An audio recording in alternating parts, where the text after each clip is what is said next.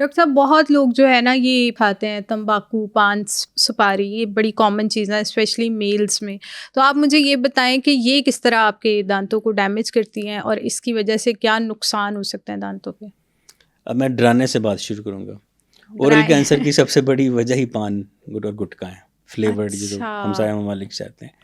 अब पान और जो छालियाँ हैं या गुटखा, ये ख़तरनाक कैसे है दांतों के लिए? पहली बात तो कि आम खुराक से ज़्यादा सख्त होते हैं। हम्म। जब ज़ोर से चबाते हैं तो दांतों पे वर्टिकल क्रैक्स पड़ सकते हैं। वही हम्म। क्रैक बढ़ बढ़ के आगे जाके दांतों को फिर भुरते भी हैं, चिप ऑफ भी करते हैं। एक बात।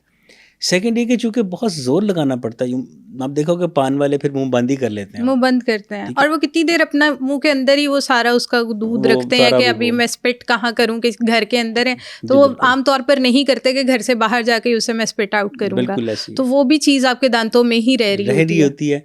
फिर उसका जो एसिडिक कंटेंट है, उसमें चूना है, कत्था है, वो भी लगा, वो मसूड़े भी ख़राब कर रहा है। और जो सबसे जो ख़तरनाक बात है वो ये है कि ज़ोर से मुंह बंद करने से इसकी बाइट डीप हो जाती है। ये फेशियल मसल्स इनके ये थक जाते हैं, ये बाज़ का फिर उनका मुंह खुलता भी नहीं है। जब बहुत अरसे तक पान हम्म। खाने वाले लोग हैं, उनका मुंह बड़ा लिमिटेड सा खुलता है।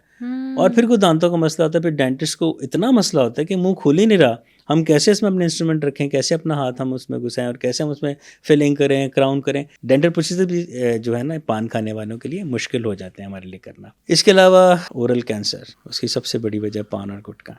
उस और तीसरा नुकसान क्या है कि ये आपका इकोनॉमी आपकी, आपका ज़ाहिर है आप पैसे खर्च करके पान और गुटखा खरीदते हैं ना, तो आपका पैसा भी ज़ाया होता है। आप पैसा खर्च करके बीमारी खरीद रहे होते हैं। बिल्कुल सही कह रहे हैं। तो इसमें मुझे एक चीज़ और बताएं कि पहले ग्लास स्मोकिंग का बड़ा कॉन्सेप्ट आया था, अब तो वेप आ गया, अब तो हर हाथ के अंदर जो है ना वेप है।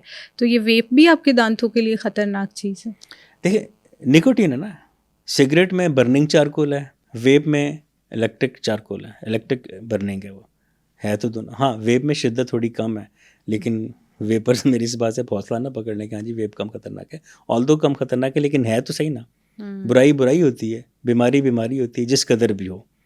तो निकोटीन जो है ये दांतों की दुश्मन है, दांतों पे स्टेन डालती है, सॉफ्ट टिश्यू की दुश्मन है, ये ओरल कैंसर्स का बायस बन सकती है। तो स्मोकिंग किसी भी शक्ल में हो, बीड़ी हो, कोई हुक्का हो, सिगरेट हो, वेप हो, शीशा हो, है ख़तरनाक। तो ये ऑरल कैंसर जो है इसकी और क्या रीजंस हैं इसके अलावा?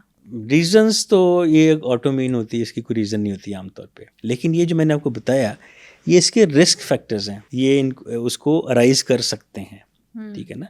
हाँ, अलबत्ता कुछ अलामात ऐसी हैं कि अगर आपको या किसी पेशेंट को वो नज़र आना शुरू हो, तो वो एक उसके ज़हन में अलार्म बज जाना चाहिए कि हाँ जी ये मुझे अब ओरल कैंसर अपना रूल आउट करवाना चाहिए, चेक करवाना चाहिए है कि नहीं है।